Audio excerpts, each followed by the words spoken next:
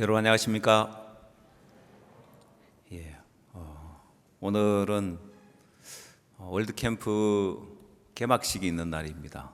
부산 백스코에서 개막식을 갖게 되어지는데 늘 부산 해운대 해변에서 개막식을 했다가 이번에는 백스코 전시관에서 15,000명을 수용할 수 있는 그런 장소에서 개막식을 갖게 되어지는데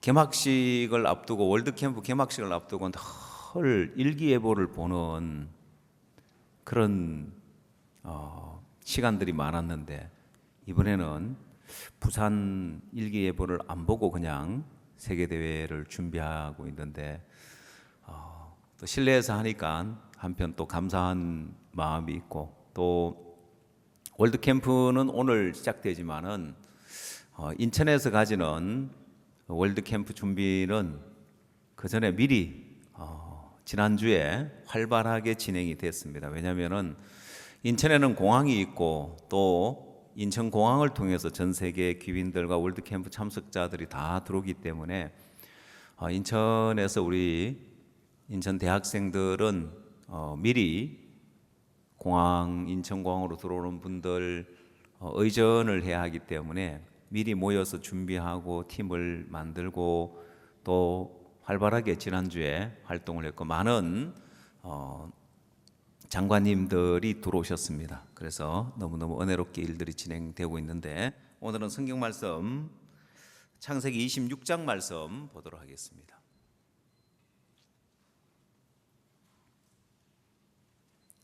창세기 26장 12절 말씀부터 제가 읽도록 하겠습니다.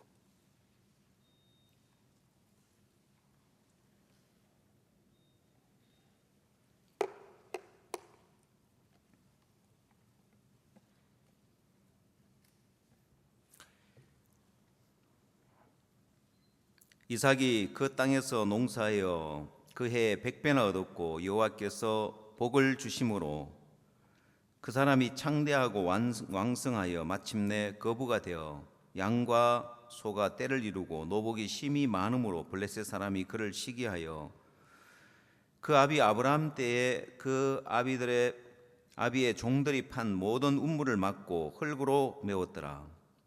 아비멜렉이 이삭에게 이르되 네가 우리보다 크게 강성한적 우리를 떠나가라. 이삭이 그곳을 떠나 그랄 골짜기에 장막을 치고 거기 우거하며 그 아비 아브라함 때에 팠던 운물들을 다시 팠으니 이는 아브라함이 죽은 후에 블레셋 사람이 그 운물들을 메웠음이라.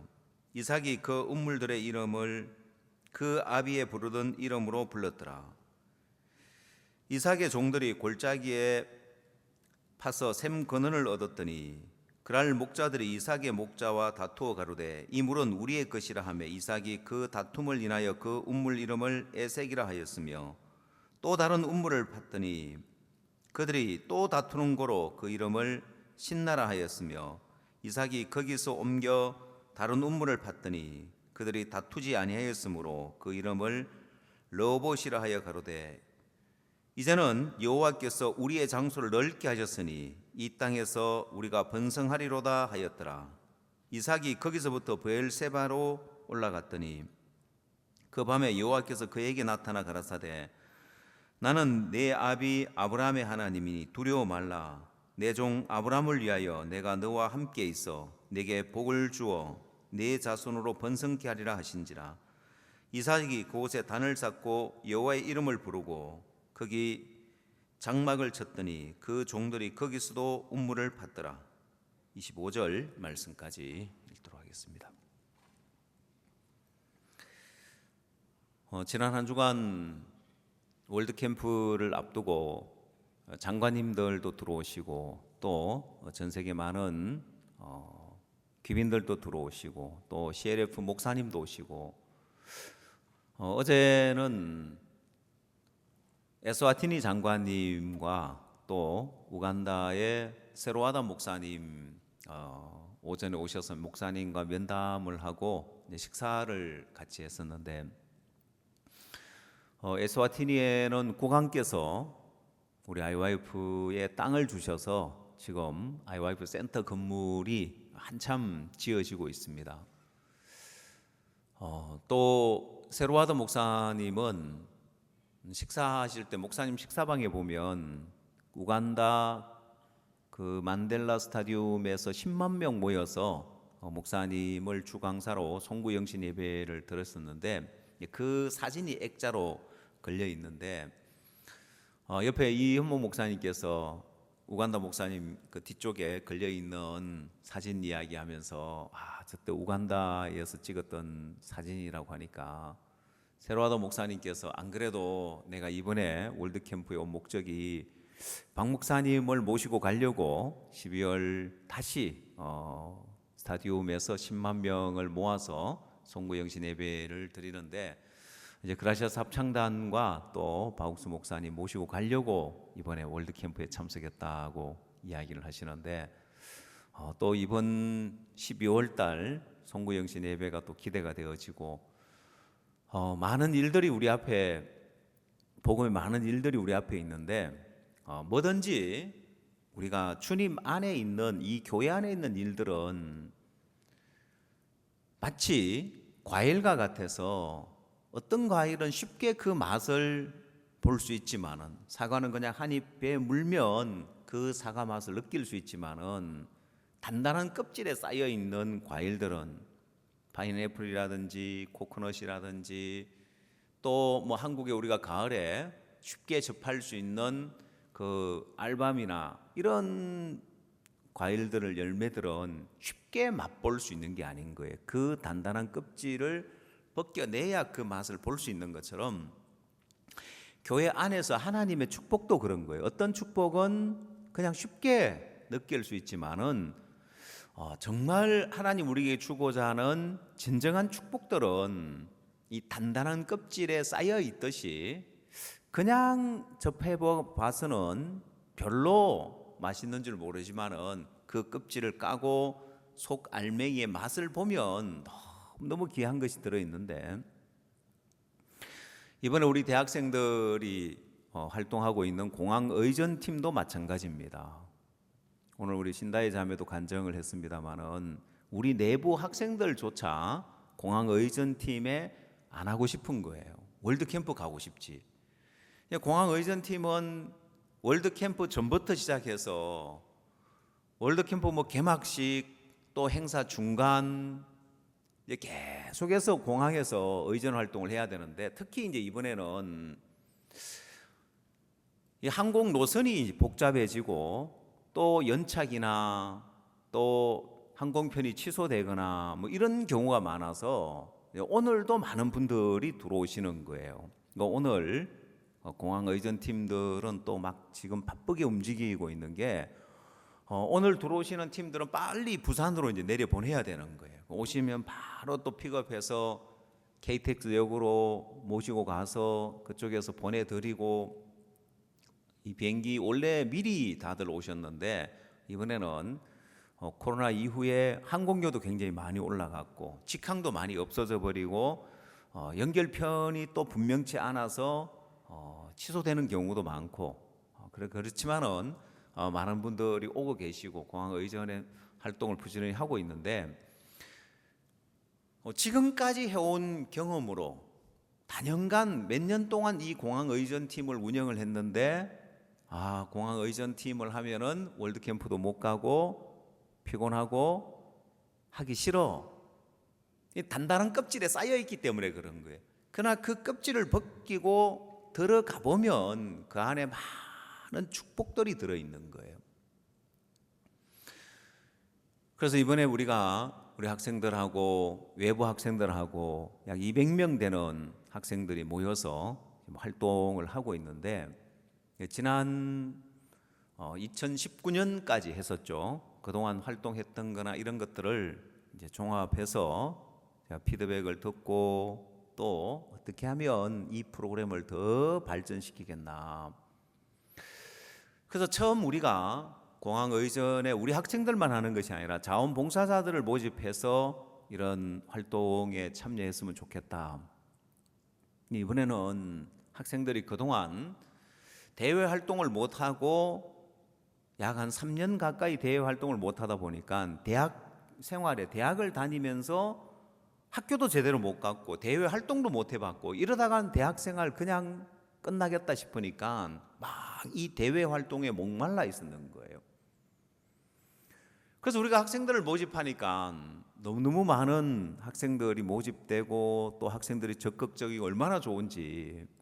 그래서 지금 공항의전에 200명 가까이 되는 학생들이 활동을 하는데 우리가 프로그램을 짜는 대로 오라고 하는 대로 다 오면서 마음껏 우리가 이 학생들 데리고 다양한 프로그램을 진행하는 거예요. 월드캠프 시작 전에 공항의전 하기 전에 사전 교육부터 시작해서 또 의전으로 필요한 마인드 교육해서 계속해서 모아서 우리 학생들에게 우리 IYF 프로그램들을 또 우리가 가지고 있는 이 마인드 교육 프로그램들을 소개할 수 있어서 너무 감사하고, 그래서 우리 학생들도 다들 이제 팀장이 돼서 활발하게 활동하는데, 일이 없을 때는 우리 대학생들이 가로등이었습니다. 지금은 등대가 돼 있습니다. 그 차이가 뭔지 압니까? 가로등하고 등대. 가로등은 등이란 말은 내졸고 있는 거예요. 우리 학생들이 모임 시간에 오면은 늘 가로등처럼 졸고 있는데, 지금은 팀장이 되어서 자기 팀의 학생들을 가이드하면서 활발하게 움직이고 있는데 너무너무 활동들을 잘해주고 있고 귀한 일꾼들로 자라가고 있는데, 제가 오늘 아침에 뒤에 앉아서 간증을 듣는데 너무 감사한 거예요. 우리 대학생들 또 청년들, 교회가 아니면은 이들을 뭘로 이렇게 행복하게 만들어 줄까? 교회가 아니면은 이들의 청년 때를, 이들의 가장 꽃다운 나이 때, 이 젊은 이때에 가장 행복한 삶을 살게 만들어 줄까?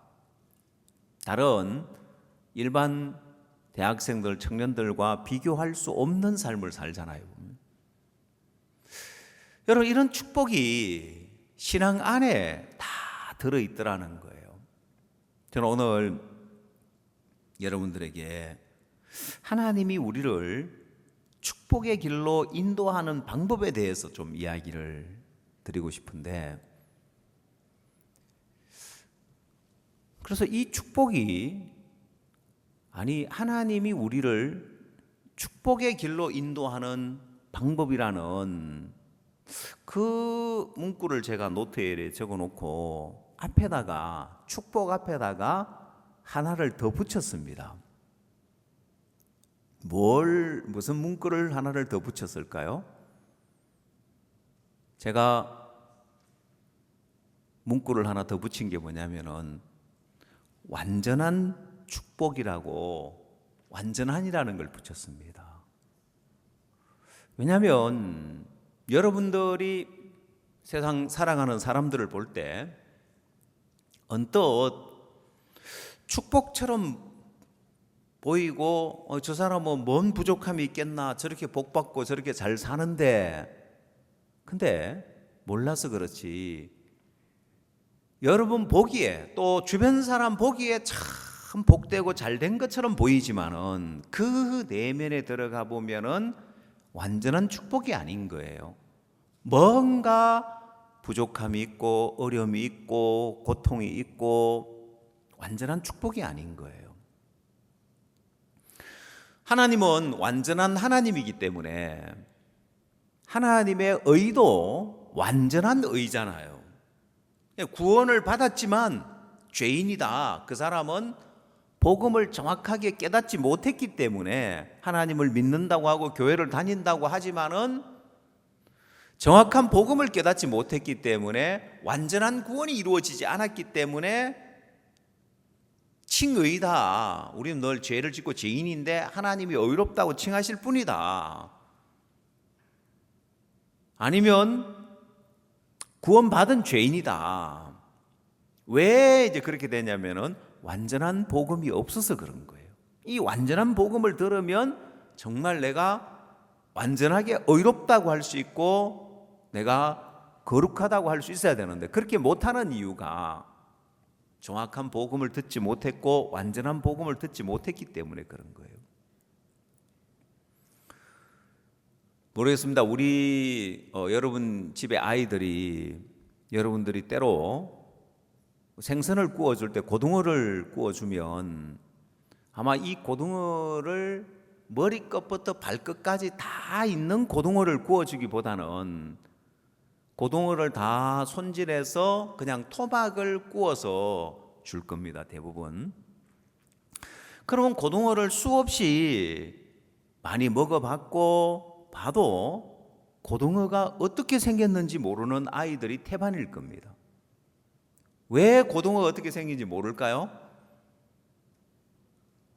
예? 완전한 고등어를 본 적이 없는 거예요. 머리부터 꼬리까지 다 있는 고등어를 본 적이 없기 때문에 이게 고등어인지 아니면 정갱인지 구분을 못하고, 여러분도 구분 못할 분들이 많을 겁니다. 고등어는 들어봤는데 정갱이는 또 뭐냐, 비슷하게 생긴 물고기가 있어요. 맛은 고등어가 더 좋으니까 사람들이 고등어를 먹겠죠.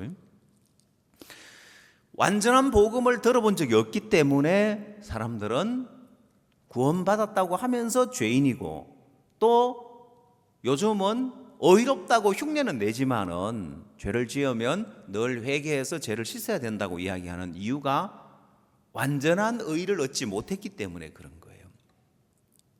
근데 하나님이 주는 의는 완전한 의고 완전한 구원인 거예요. 그러면 구원만 그런 것이 아니라 하나님이 우리에게 주는 축복 역시 완전한 축복인 거예요. 인생을 살아가면서 신앙을 하지 않고 완전한 축복을 누릴 수 있느냐? 인생을 살아가면서 다 잘 되는 것처럼 보여도 하나님과 멀어져 있고 신앙과 멀어져 있는데 완전한 축복을 누릴 수 있느냐?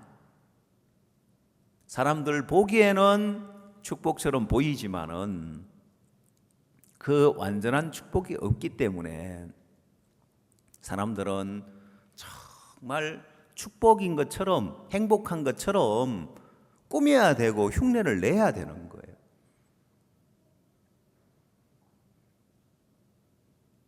그러다 보니까 사람들의 삶이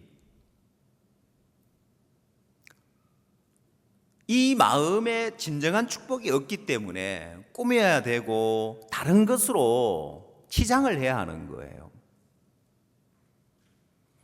근데 중요한 건 하나님이 우리를 그 축복된 길로 인도하는데 그 길을 알 수 있으면은, 누구나 알 수 있으면은 누구나 그 길을 갈 텐데 그 길을 알지 못하는 거예요. 자, 그래서 하나님만 그 완전한 축복의 길로 인도하는데 문제는 우리가 생각하는 그 길과 너무 다르기 때문에 하나님이 인도하는 방법이 우리가 생각하는 그런 길이 아니더라는 거예요. 저 역시도 마찬가지였습니다. 자, 구원을 받고 나서 생각되어지는 생각이 있었습니다. 이제 내가 구원을 받았고 내가 하나님의 자녀가 됐으니까, 하나님이 나의 아버지가 됐으니까 이제 내 인생에 어려움은 없겠다. 왜?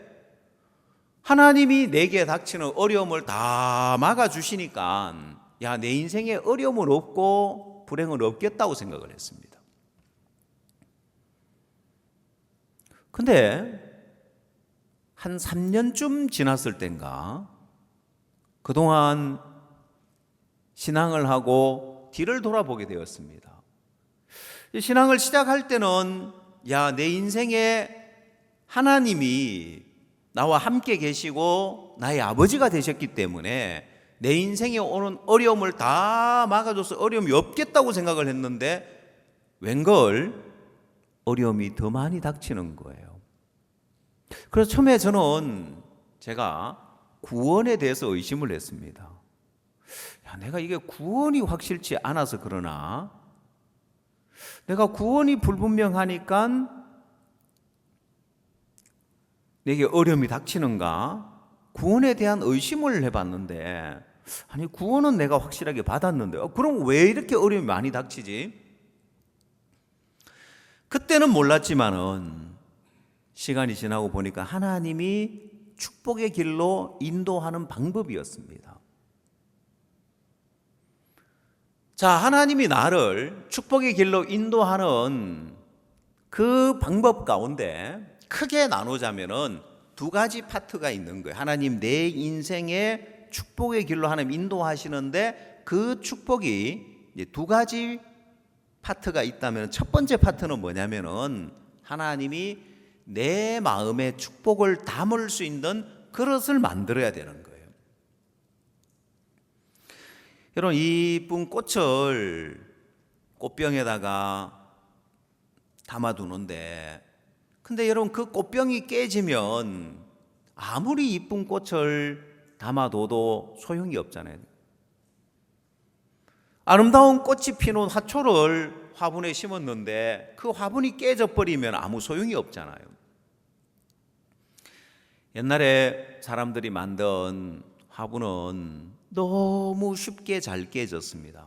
그러니까 사람들이 연구를 했어요. 야, 어떻게 하면은 이런 아름다운 꽃을 심어놓고 화초를 심고 나무를 심었는데 그 화분이 너무 잘 깨지고 꽃병이 너무 잘 깨지니까 어떻게 깨어지지 않는, 잘 깨어지지 않는 그런 화분을 만들 수 없을까라고 연구를 했습니다.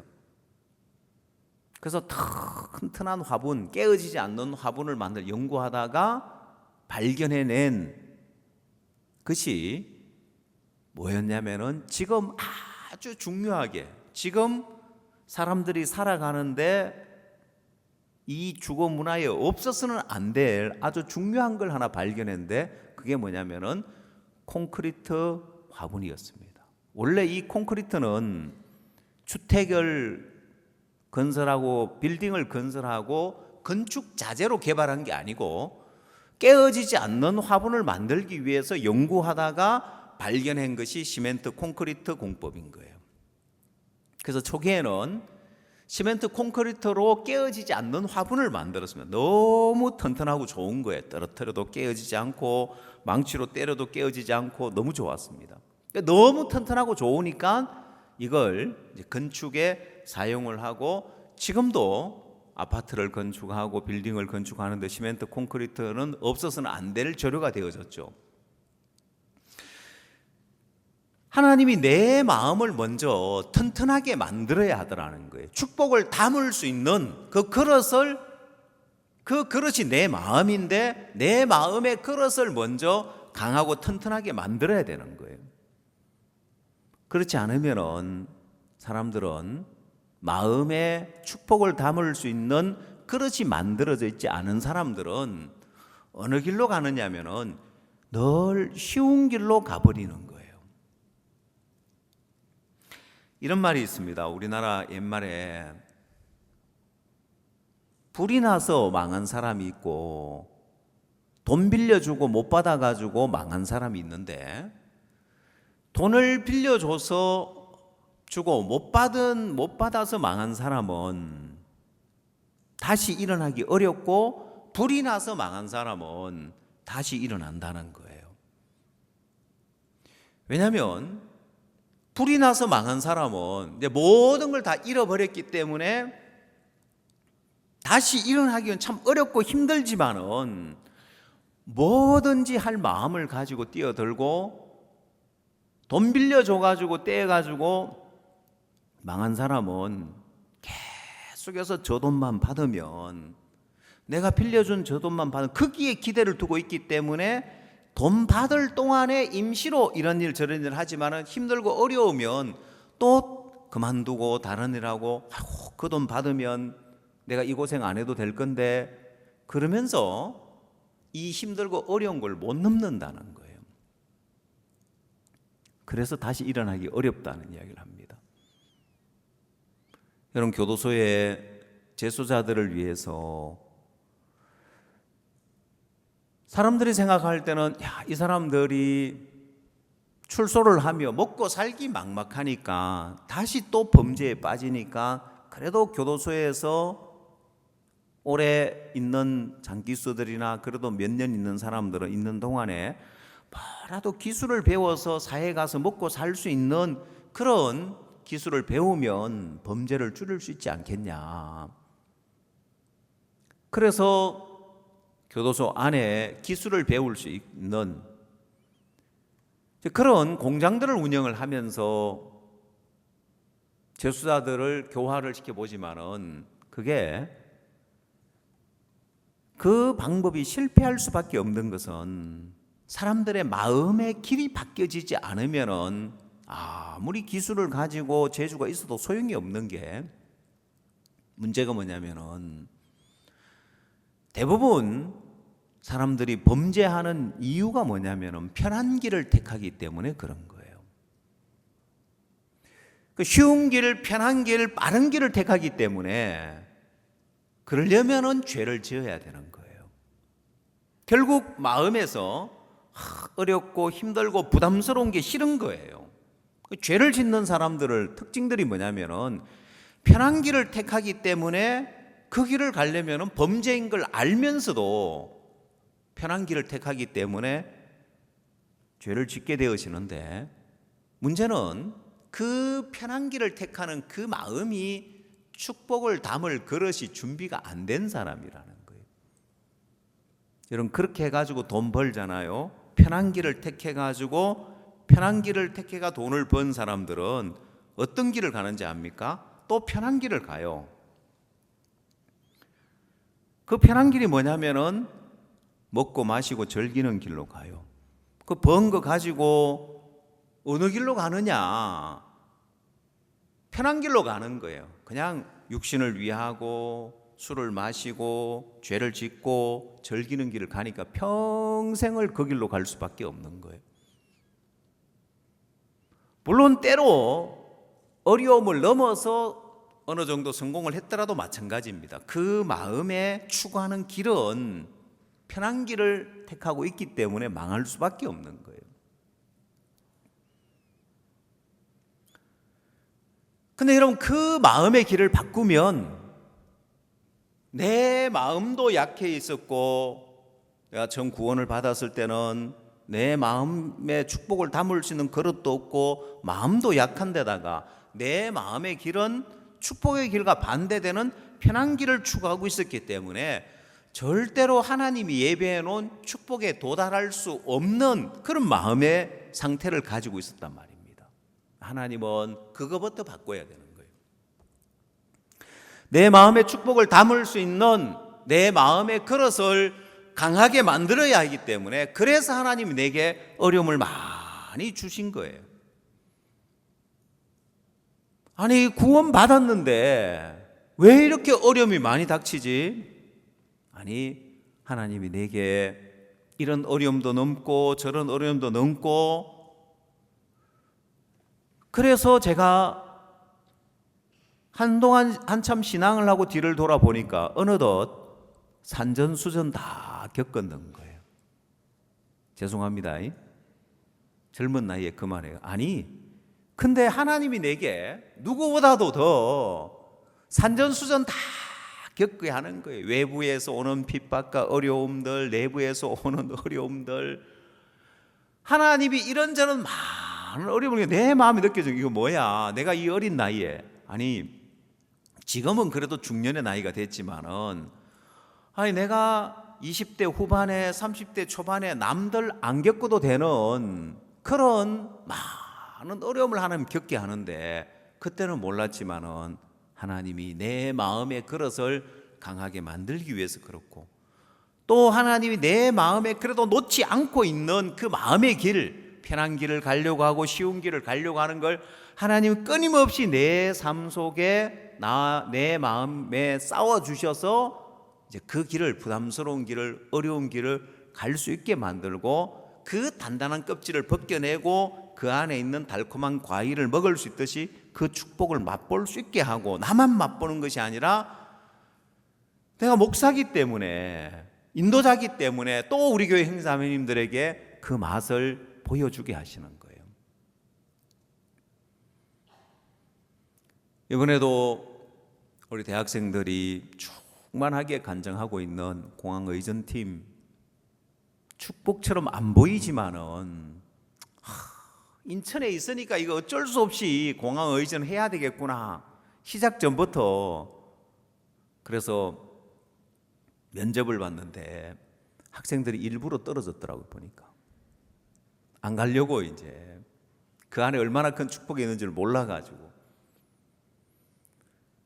그래서 제가 면접 본 우리 사역자들한테 왜 면접에서 학생들을 떨어뜨리냐, 그래서 내부의 외부의 학생들, 면접 떨어진 학생들 다 추가 합격시켜서 그래서 200명이 된 거예요.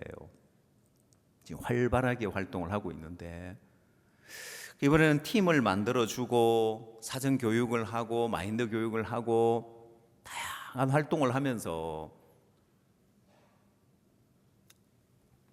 월드캠프 팀들은 아직 티셔츠 받지도 않았지만은 우리 공항 의전팀 학생들은 미리 티셔츠 또 만들어서, 좀 전에 여러분 사진 보셨습니다만은 건국대 강단 빌려서 마인드 교육을 했었는데 티셔츠 입고 하는 모습 보니까 여러분 너무 좋지요, 그죠? 공항 의전팀이기 때문에 시청에서 모였을 때는 정장을 입고 모였고, 의전 팀별로 모여서 저기 다 우리 대학생들이 테이블마다 팀장이 돼가지고 한 명 한 명 팀을 이끌고 있는데, 이 안에 많은 축복이 있는 거예요. 어려움처럼 보이고 힘든 일처럼 보이지만은 그걸 뚫고 들어가서 보면은 큰 축복으로 바뀌어지는 거예요. 그래서 하나님이 내게 내 마음을 강하게 만들어서 축복을 담을 수 있게 만들고, 하나님이 아무리 인도해 주려고 해도 내가 쉬운 길만 찾고 있고 부담 없는 길로만 가려고 하고 내 마음의 길이 그렇게 나 있으면 하나님이 축복의 길을 인도하려고 해도 그 길로 안 가고 내 원하는 길로 가서 불행한 길로 가는 거예요. 하나님이 인도하는 그 축복의 길에 조금 눈을 뜨고 보니까 어려움은 어려움이 아닌 거예요. 하나님이 축복의 길로 인도하는 방법인 거예요. 오늘 우리가 읽은 성경에 이삭이 농사를 지어서 그해 100배를 얻었다고 되어 있습니다. 12절 말씀을 보면 창세기 26장 12절,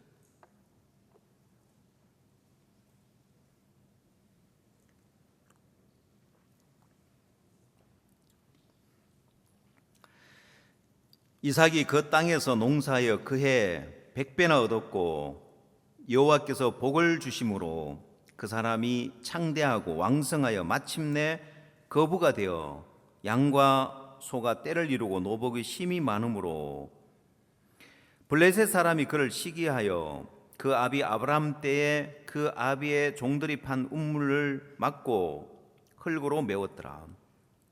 자, 여러분, 이삭이 그 땅에서 농사 지어서 그 해에 100배나 얻었다고 되어 있고, 이 사람이 창대하고 왕성하여 마침내 거부가 되었다고 되어 있습니다. 자, 근데 모든 게 다 좋은데, 모든 부분에 축복을 받은 것처럼 보이는데 분쟁이 일어나는 거예요. 갈등이 일어나는 거예요. 자, 블레셋 사람들이 그를 시기해서 아브람 때에 그 아비의 종들이 판 우물을 막고 흙으로 메워버리고, 그 다음 아비멜렉도 이삭에게 여기를 떠나라고 하는 거예요. 자, 그래서 이삭이 그랄 땅으로 가는데 16절, 그 아비 아브람 때에 팠던 우물들을 다시 팠으니 이는 아브람이 죽은 후에 블레셋 사람이 그 우물들을 메웠습니다. 이삭이 그 우물들의 이름을 그 아비의 부르던 이름으로 불렀더라. 자, 아브람이 그랄 땅으로 가서 아브람 때에 팠던 우물을 다시 팠다고 되어 있습니다. 그럼 아브람 때에 팠던 우물을 왜 블레셋 사람들이 메우고 이삭은 또 가서 왜 그걸 또 다시 파느냐.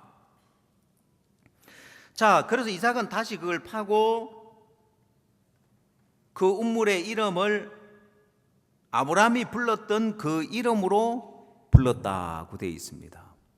이게 어떤 갈등이고 어떤 분쟁이냐면, 왜 블레셋 사람들은 아브라함 때 판 우물을 다 메워버렸냐. 그리고 이삭은 우물을 다시 파고 아브라함 때 부르던 그 이름으로 불렀다는 그 의미는 뭐냐면은, 이 갈등이 어떤 갈등이냐면은, 자, 이 땅은, 이 지역은 우리 지역이고 우리 땅이다. 요즘처럼 땅 문서가 있는 게 아니기 때문에 그곳에 가서 우물을 파고 거기서 유하면서 목축을 하고 그 우물의 이름이 마치 그 땅의 소유와 같은 거예요. 그래서 이건 요즘 말하자면 땅 문서와 같은 거예요. 아브라함 때에 팠던 우물을 다시 파고 그 우물의 이름을 아브라함의 불렀던 그 이름으로 부르는 것은, 이거 우리 아버지 때 이미 이곳에 와서 우물을 파고 이 땅을 우리의 땅으로 사용했기 때문에 이 지역은 우리 땅이다, 우리 지역이다 하고 그 소유권을 주장하는 것과 같은 거예요. 블레셋 사람들은 그걸 메워버리고 자기들이 새로운 우물을 파고 이거 우리 땅이라고 주장을 하는 거예요. 그 갈등인 거예요. 자, 그래서 구체적으로 일어난 갈등을 보면 19절,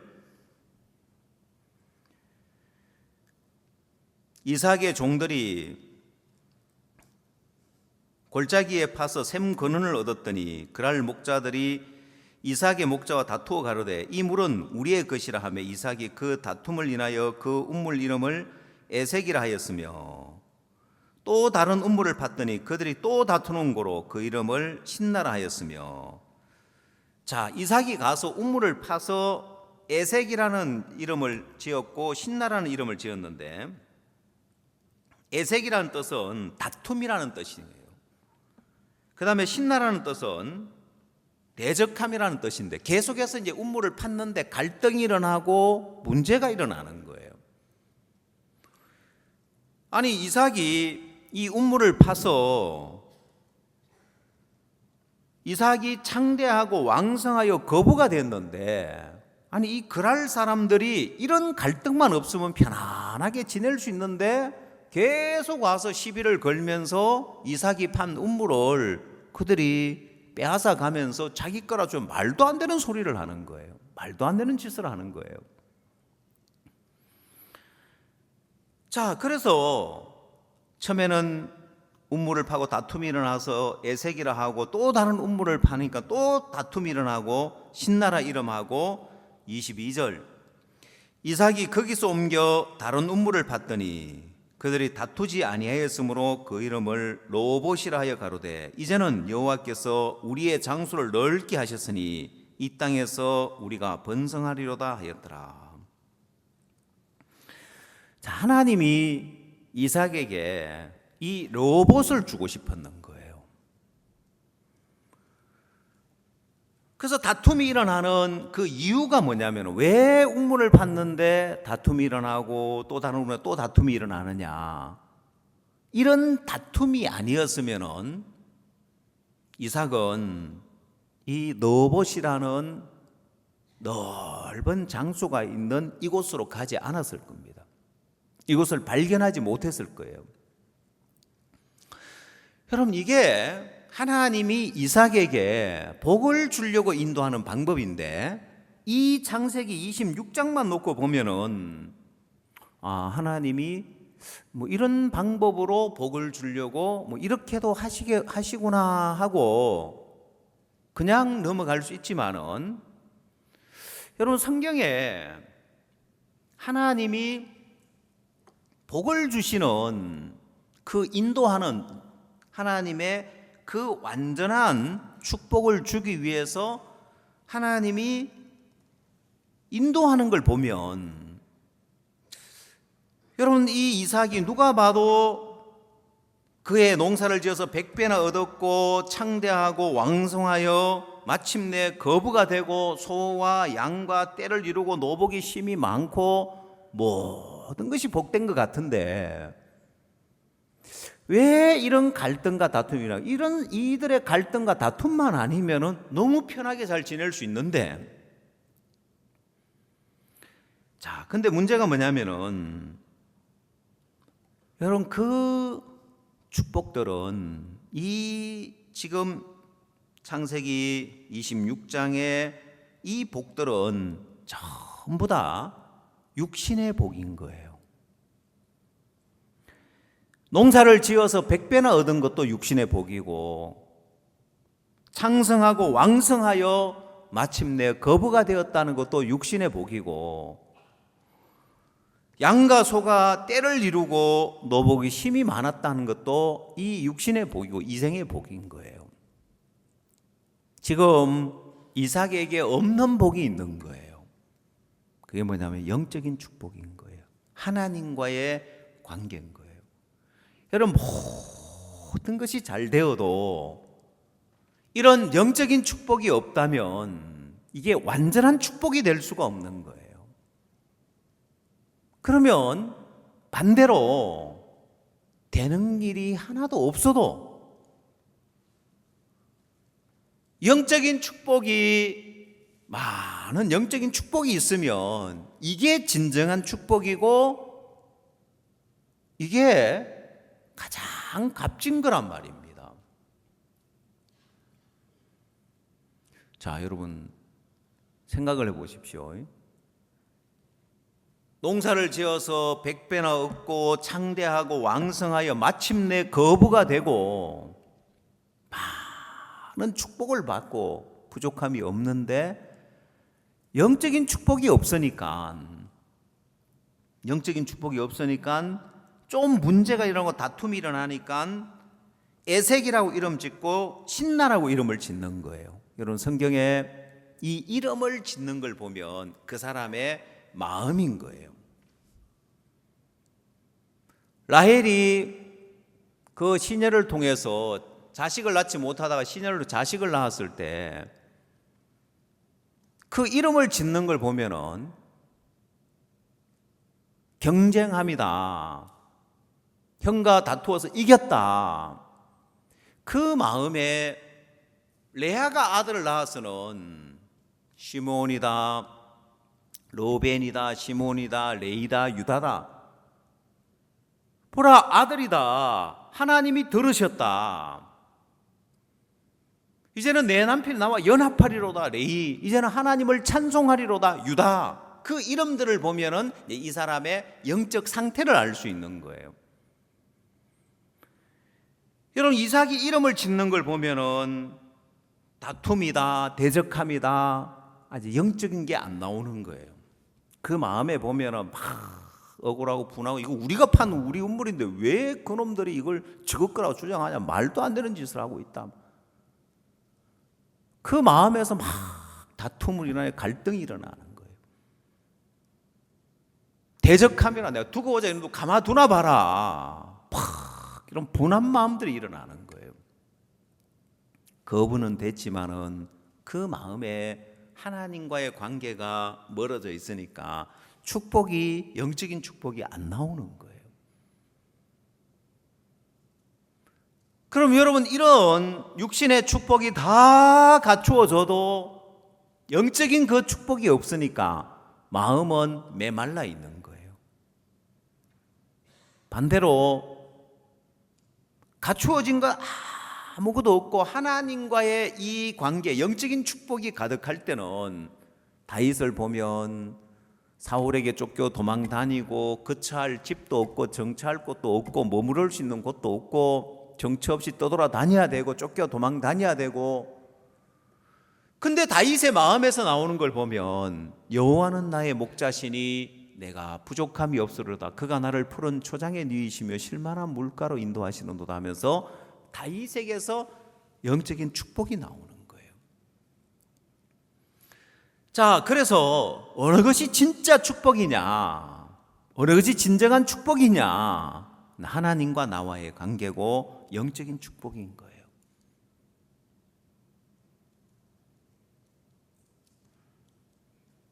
자, 여러분, 우리나라가 왜 세계적인 오명, 자살률 1위라는 그 오명을 가지고 있느냐? 잘 살게 됐기 때문에 그런 거예요. 핀란드라는 나라는 한국 때문에 참 고마운 마음을 가지고 있습니다.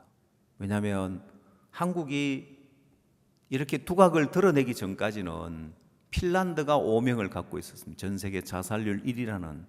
근데 어느 날 한국이 등장하더니만 핀란드가 가지고 있는 1위를 한국이 가져간 거예요. 그래서 핀란드 사람들은 엄청 한국에 대해서 고마워해요. 오명을 벗었으니까. 이제는 자살률 1위 하면은 대한민국이 돼 있는 거예요. 사람들은 잘 살게 되면은 행복할 줄 알았습니다.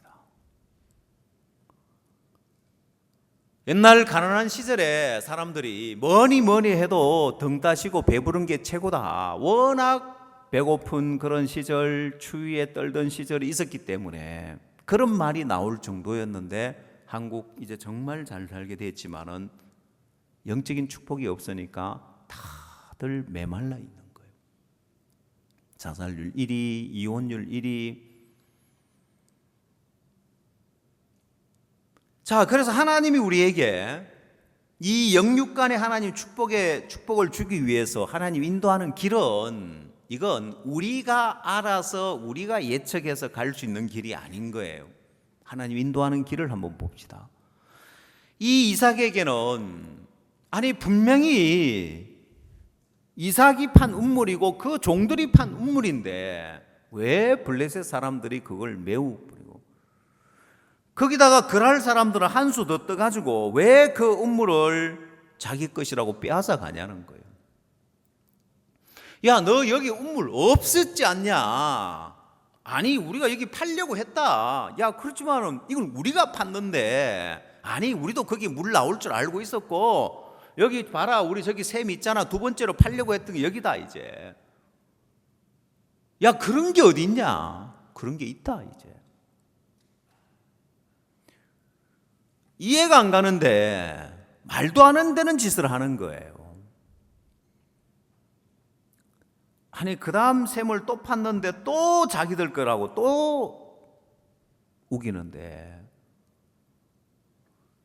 그건 하나님이 이 이삭을 르호봇이라는 곳으로 옮겨주면서 거기서 하나님을 나타내고 하나님을 주고 싶었는데, 이삭에게는 이런 방법으로 인도했지만은, 자, 반면에 요셉을 보면은 요셉은 더 억울한 방법으로 하나님이 인도해요.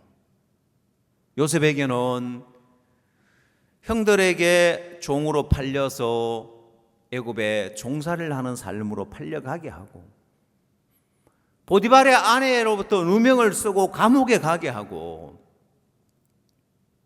하나님이 축복의 길로 인도하는 방법인 거예요.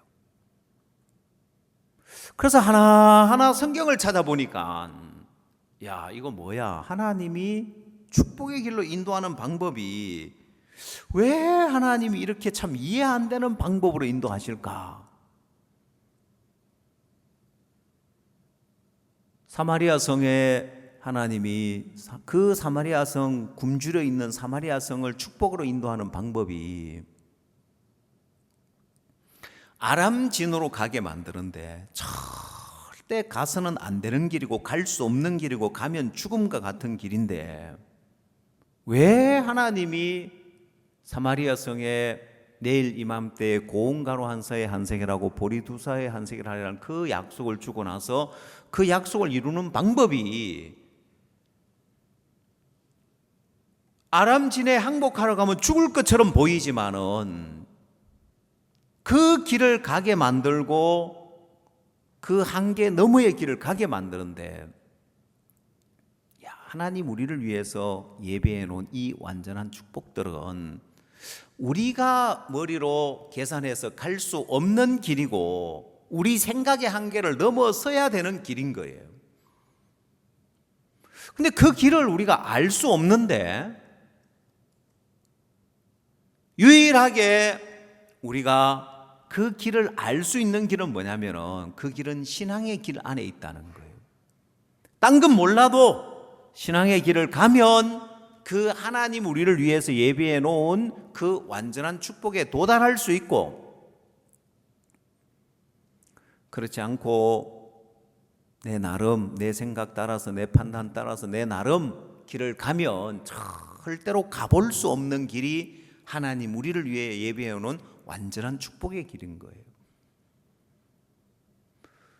자, 신약 성경에 가서 보니까 하나님이 또 이 축복의 길로 인도하기 위해서 어떻게도 하나님이 인도하시느냐. 사도행전 8장을 한번 찾아보십시오.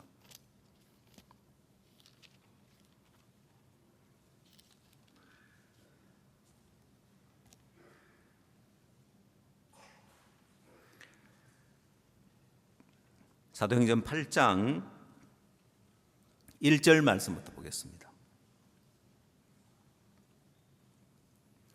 사울이 그의 죽임당함을 마땅히 여기더라. 그날에 예루살렘에 있는 교회에 큰 핍박이 나서 사도 외에는 다 유대와 사마리아 모든 땅으로 흩어지니라. 경건한 사람들이 스데반을 장사하고 위하여 크게 울더라. 사울이 교회를 잔멸할세 각 집에 들어가 남녀를 끌어다가 옥에 넘기니라. 그 흩어진 사람들이 두루 다니며 복음의 말씀을 전할세. 빌립이 사마리아 성에 내려가 그리스도를 백성에게 전파니 무리가 빌립의 말도 듣고 행하는 표적도 보고 일심으로 그의 말하는 것을 쫓더라. 많은 사람에게 붙었던 더러운 귀신이 크게 소리를 지르며 나가고 또 많은 중풍병자와 안전뱅이가 나으니 그 성에 큰 기쁨이 있더라. 자, 하나님이 이 사도행전에서는 이건 말도 안 되는 축복이라기보다는 교회에 큰 핍박이 일어나고 스데반 같은 귀한 일꾼이 죽임을 당하고 스데반을 장사하고 위하여 온 교회가 크게 울고 사울이 교회를 잔멸해서 다 흩어지고 이게 무슨 축복이냐는 거예요. 그러나 하나님이 축복의 길로 인도하는 방법은 이런 방법으로도 하나님 축복의 길로 인도하는데, 그래서 제가 생각을 해봤습니다. 아, 하나님이 축복의 길로 인도하는 그 방법을 보면 절대로 축복처럼 보이지 않는 거예요. 알 수 없는 거예요. 야, 이게 정말 축복이라고 느껴지냐? 아니요, 절대로 축복처럼 보이지 않는 거예요. 심지어는 축복이 아니라 저주처럼 보이는 거예요. 요셉이 아버지의 사랑을 받고 채색 옷을 입고 아버지 집에 있을 때는 복처럼 보이지만은 애굽으로 종으로 팔려 끌려갈 때는 이게 무슨 복이라고 여기겠냐는 거예요. 사마리아 성이 포위되어 가지고 아이까지 삶아 먹는 그런 일이 일어나, 이게 무슨 축복으로 여길 수 있겠냐? 어떻게 축복이라고 할 수 있겠냐는 거예요. 이삭이 판 우물인데 그럴 사람들이 저것 거라고 우길 때 이게 무슨 축복이라고 여길 수 있겠냐는 거예요. 아니, 사울이 교회를 잔멸하고 스데반이 죽고 이제는 예루살렘에 있을 수가 없어서 사도 외에는 다 흩어지고 있는데 이게 무슨 축복이라고 할 수 있겠냐는 거예요. 그래서 하나님이 우리에게 완전한 축복의 길로 인도하는 이 길은 우리가 가보지 않은 길이고 알 수 없는 길이고, 때론 축복이 아니라 어려움처럼 보이고 저주처럼 보이는데, 이 길을 내가 전에 가지고 있던 그냥 편한 길, 쉬운 길, 어려움 없고 부담 없는 그 마음을 가지고는 절대로 따라갈 수 없는 거예요. 또한 내 마음의 그릇이 약한 상태에서는 이런 길을 가보지도 못하고 좌절하고 말겠는 거예요. 그래서 하나님 우리 마음에 하나님이 하셔야 될 일들, 하나님 축복을 담을 수 있는 그 마음의 그릇을 만들어줘야 되는 거예요. 그리고 축복의 길을 알지 못해도 그래도 더듬어서 하나님 인도를 따라 갈 수 있도록 마음의 길도 바꿔줘야 되는 거예요. 하나님 여러분에게 축복을 주는 것은 어렵지 않습니다. 하나님 여러분 인생에 영육간에 많은 복을 주는 것은 하나도 어렵지 않는데 문제는 여러분이 하나님의 인도하는 가정에 복을 복으로 여기지 않고 돌아선단 말입니다. 우리는 그 과정을 출애굽하는 이스라엘 백성들의 마음을 통해서 잘 알 수 있습니다. 이스라엘 백성들의 마음에 걸핏하면 애굽으로 돌아가자는 거예요. 좀 어렵고 좀 부담스러우면 애굽에 있을 때가 좋았다, 애굽으로 돌아가자 늘 하는 소리가 그 소리인 거예요. 그래서 하나님이 우리를 인도할 때 마음의 길을 바꿔야 되는 거예요. 지금 어렵지만 힘들지만 때론 고통스럽지만은 하나님이 내게 완전한 축복의 길로 인도하시려고 하는 거다. 내가 지금까지 가보지 못했고 지금까지 맛보지 못했던 하나님이 완전한 축복을 내게 주기 위해서 하나님이 인도하는 그 과정들인 거예요. 하나 어디를 봐도 마찬가지더라고요.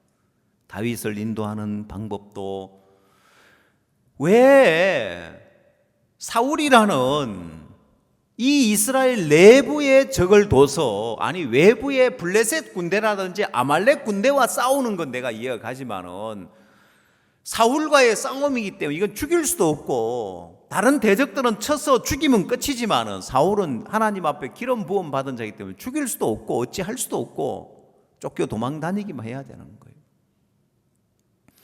사울을 죽일 수 있는 절호의 기회가 2번이나 있었어도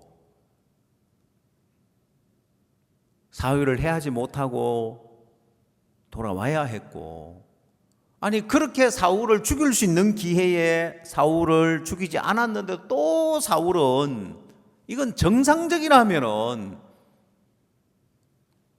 다윗을 해하면 안 되는데도 왜 다윗은 악신이 들려가지고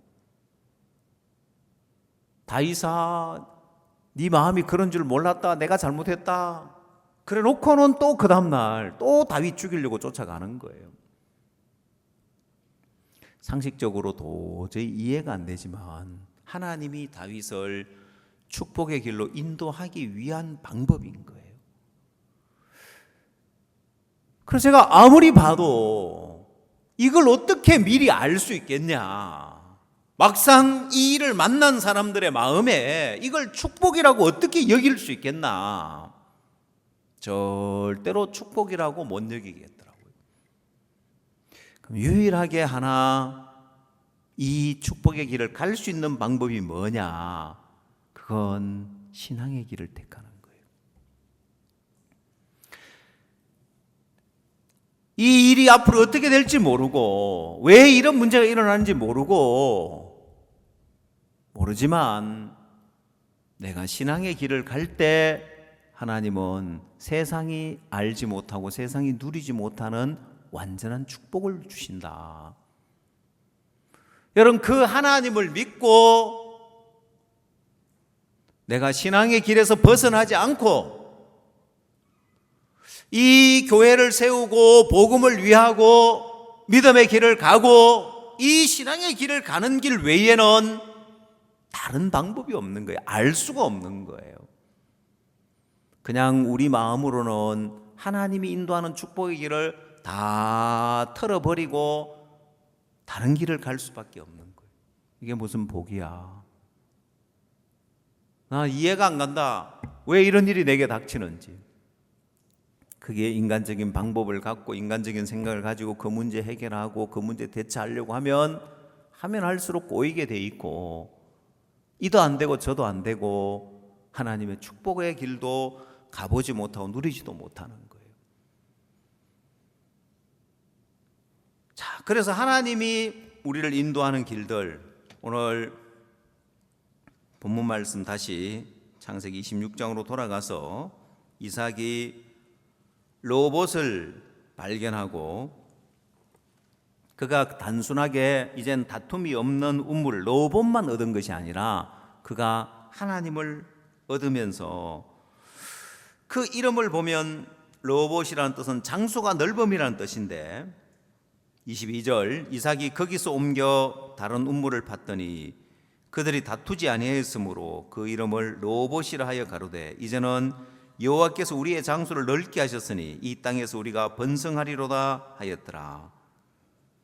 23절 이삭이 거기서부터 브엘세바로 올라갔더니 그 밤에 여호와께서 그에게 나타나 가라사대 나는 네 아비 아브라함의 하나님이니 두려워 말라. 내 종 아브라함을 위하여 내가 너와 함께 있어 내게 복을 주어 네 자손으로 번성케 하리라 하신지라. 이삭이 그곳에 단을 쌓아 여호와의 이름을 부르고 거기서 장막을 쳤더니 그 종들이 거기서도 우물을 팠더라. 여러분 23절 말씀에 보면은 이삭이 거기서부터 브엘세바로 올라갔으니, 자 여러분 이 장면을 보면 창세기 35장에 야곱이 가는 길과 너무 비슷한 길을 알 수 있는데 창세기 35장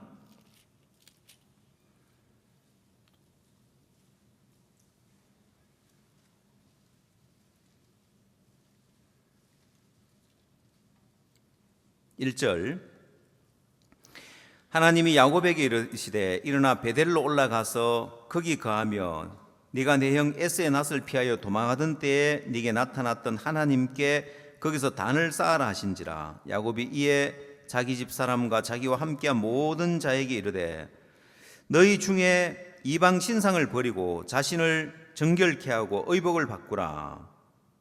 우리가 일어나 베델로 올라가자. 나의 환난 날에 내게 응답하시며 나의 가는 길에서 나와 함께 하신 하나님께 내가 거기서 단을 쌓으려 하노라 하며.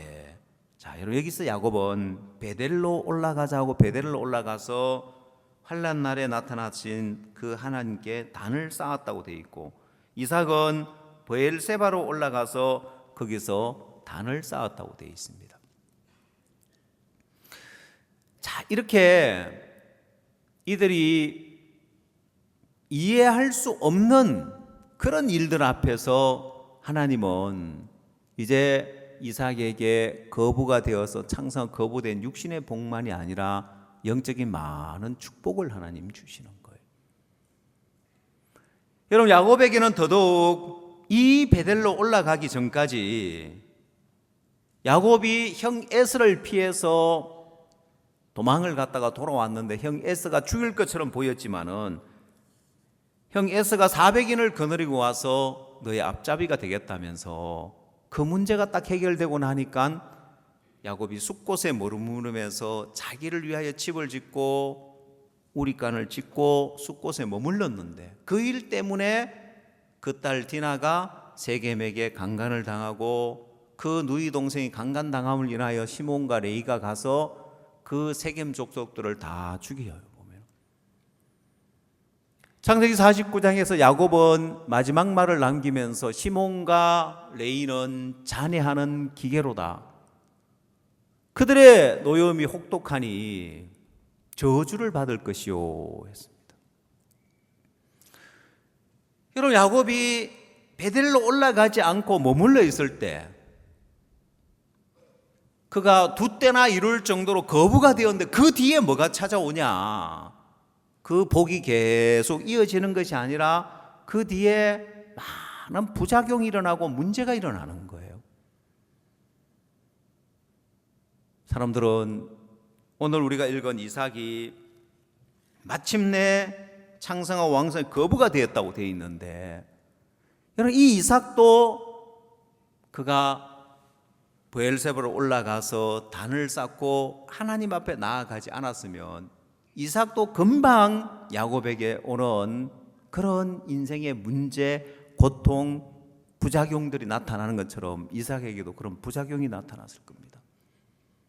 그래서 하나님이 다툼을 일으키고 르호봇으로 옮겨서 브엘세바로 가게 하면서 이제 하나님과 관계, 영적인 그 축복 가운데 가면서 그 인생이 누구보다 복된 인생이 되도록 이끌었습니다.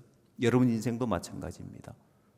하나님이 여러분을 완전한 축복으로 인도하는 그 하나님의 인도를 따라서 육신의 축복만이 아니라 하나님이 주는 그 완전한 축복을 마음껏 누릴 수 있게 되기를 바랍니다. 기도하겠습니다.